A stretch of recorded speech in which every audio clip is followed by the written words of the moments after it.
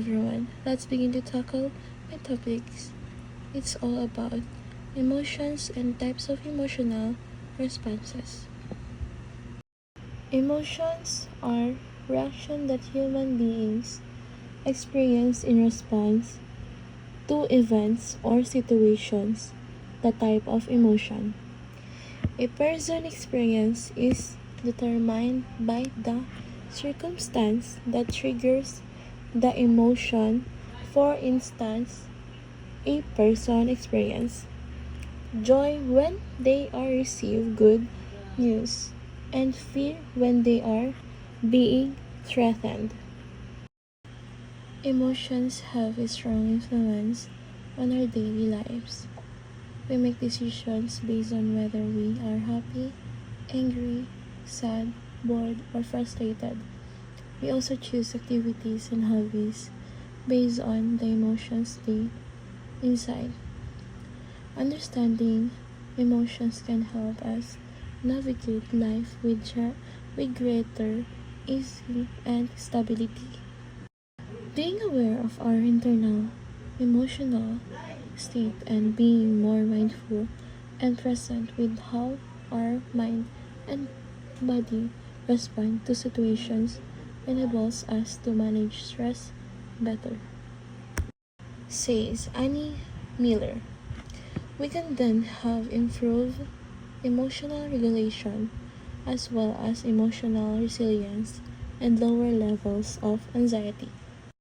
By recognizing and tuning into our own emotions, we become more self-aware and more mindful, which allows us to make informed decisions and respond to situations more effectively. Annie Miller. What are the emotions? In discovering psychology, authors Don Hutkenberry and Sandra E. Hutkenberry suggest that emotions are complex psychological states that involves three distinct components: a subjective experience, a physiological response, and a behavioral or expressive response. In 1972, psychologist Paul Ekman suggested that there are 6 basic emotions that are universal throughout human cultures: fear, disgust, anger, surprise, joy, and sadness. In the 1980s, Robert Plutchik introduced another emotion classification system known as the Wheel of Emotions.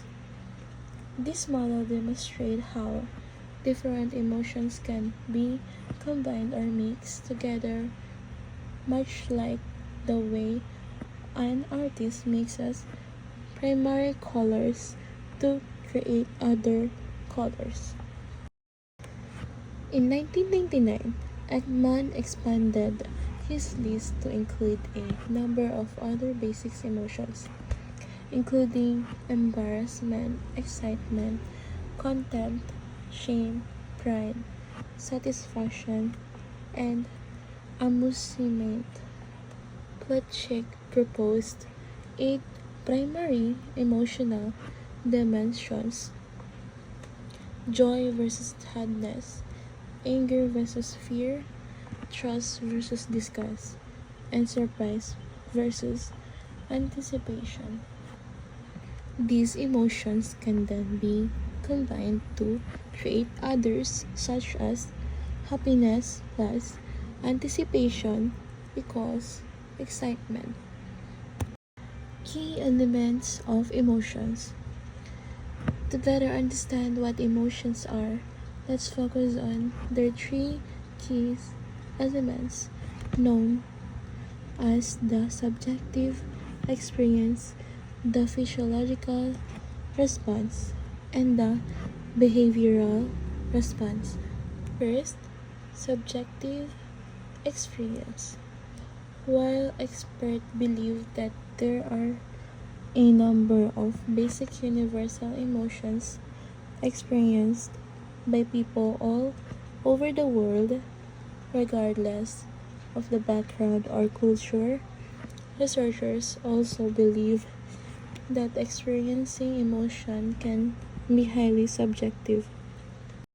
While we have broad levels for emotions such as angry, sad, or happy, your own experience of these emotions may be much more multidimensional, hence subjective.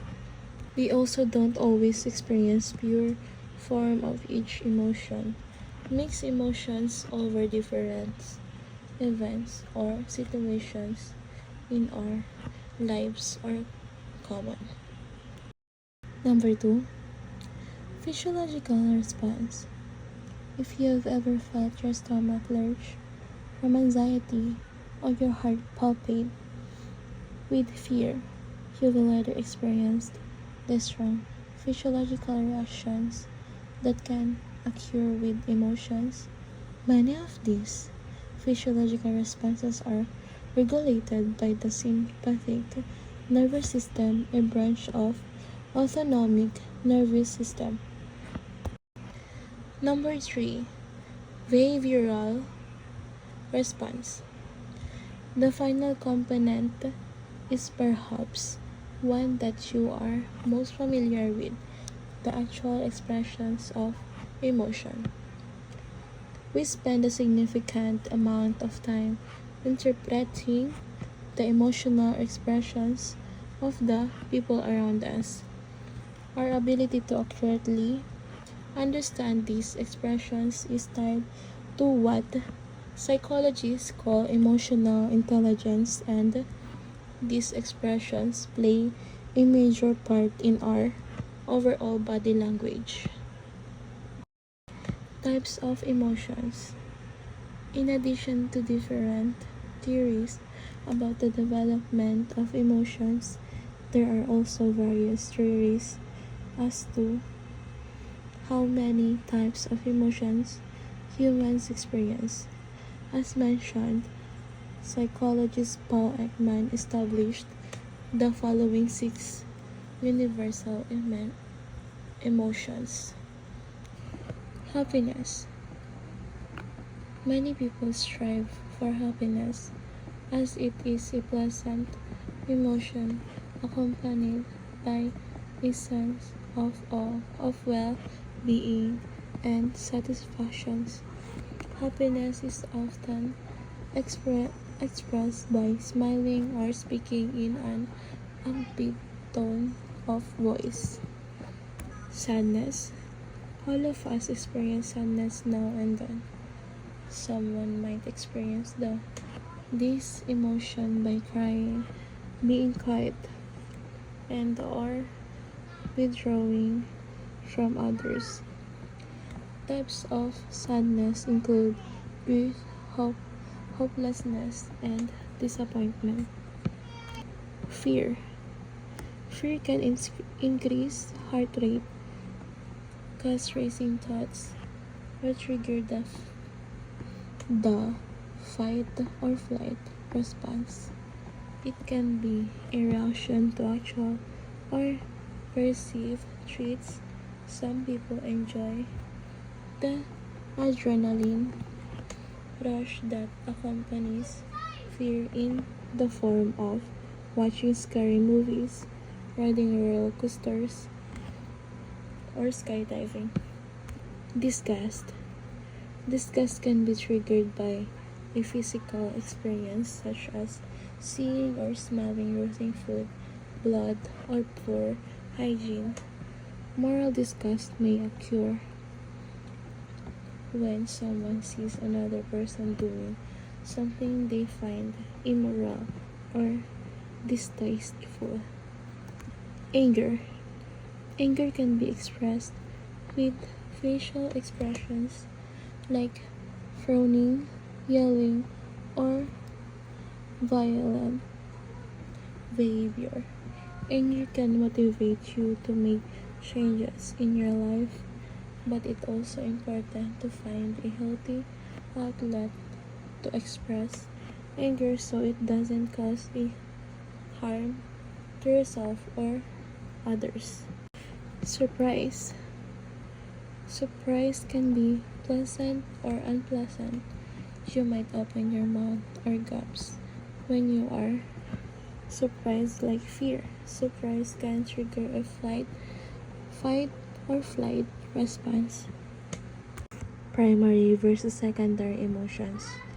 Emotions can also be categorized based on whether they are primary or secondary. Primary emotions are the emotions that humans experience universally. There are different theories as to what these specific emotions are, but they are often include happiness, sadness, fear, disgust, anger, and surprise. Secondary emotion stem from and are variations of primary emotions. Sometimes we have a secondary emotions in response to our primary emotion. Example, I'm frustrated that I'm so sad. Secondary emotions may include frustrations, pride, envy, and jealousy. Emotions, feelings, and moods. In everyday language, people often use the terms emotions, feelings, and moods interchangeable, but they actually mean different things. Emotions are reactions to stimuli, but feelings are what we experience as a result of emotions. An emotion is normally quite short-lived but intense. Emotions are also likely to have a definite and identifiable cause. Feelings are influenced by our perceptions of the situation, which is why the same emotion can trigger different feelings among people experiencing it. Take the example of disagreeing with your friend. You might both walk away from the conversation having experienced the emotion of anger. Your anger might feel like frustration because you felt that your friend never listened to you when you speak. Your friend's anger, on the other hand, might feel like jealousy because they feel you know much more about the topic than they know. A mood can be described as a temporary emotional state. Sometimes moods are caused by clear reasons. You might feel everything is going your way this week. So, it can be difficult to identify the specific cause of mood. For example, you might find yourself feeling gloomy for several days without any clear, identifiable reason.